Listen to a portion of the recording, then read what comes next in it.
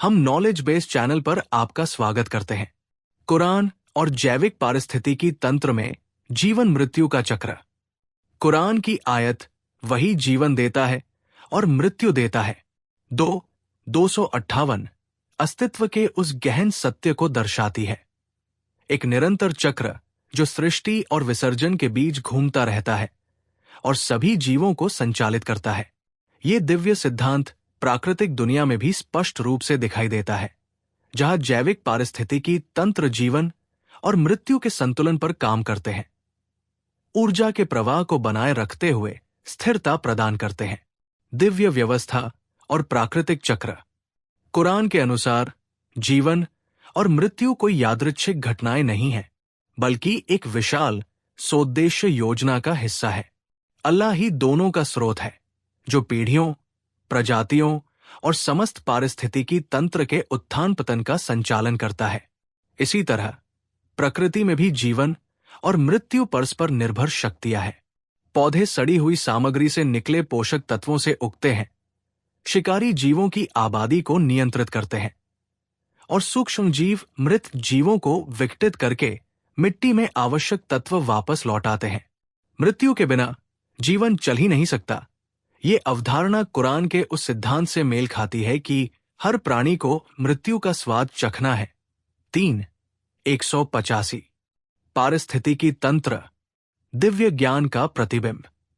पारिस्थितिकी तंत्र विघटन के माध्यम से नवीनीकरण के सिद्धांत पर काम करते हैं। उदाहरण के लिए जंगल गिरी हुई पत्तियों और मृत पेड़ों पर निर्भर करते हैं, जो नई वृद्धि को पोषण देते हैं। कार्बन, नाइट्रोजन और फास्फोरस चक्र सभी मृत जीवों के अपघटन पर निर्भर करते हैं।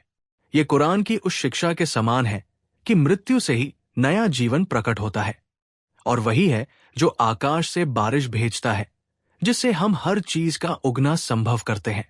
699 जिस तरह बारिश बंजर भूमि को जीवित कर देती है, उसी तरह प्रकृति में मृत्यु पुनर्जनन को सुनिश्चित करती है, जिससे स्थिरता बनी रहती है।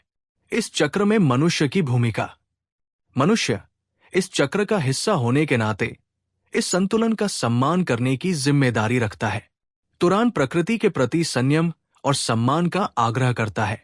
7:31 अति दोहन पारिस्थितिकी तंत्र को बिगाड़ देता है, जिससे प्रजातियों का विलुप्त होना और पारिस्थितिकी का पतन हो सकता है।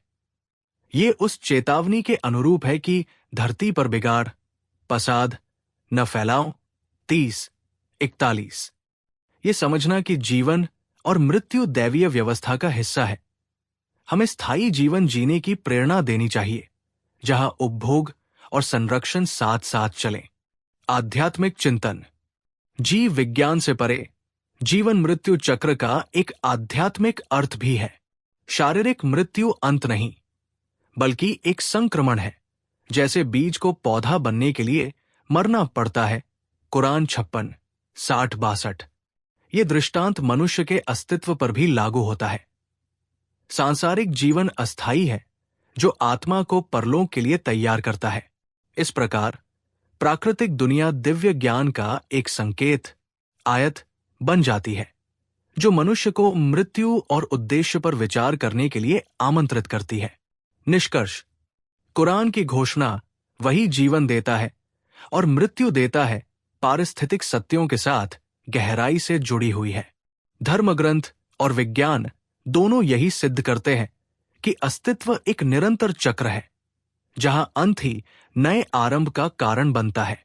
प्रकृति का अवलोकन करके मनुष्य को दिव्य सामंजस्य की समझ मिलती है, और ये याद दिलाता है कि वो स्वयं भी इसी व्यवस्था का एक छोटा सा हिस्सा है।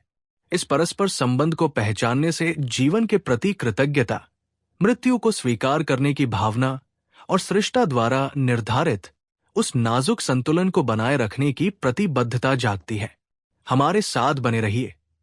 हम इस्लाम के बारे में और अधिक जानकारी लेकर आएंगे, जो आपको इस्लाम के और करीब लाएगी। धन्यवाद।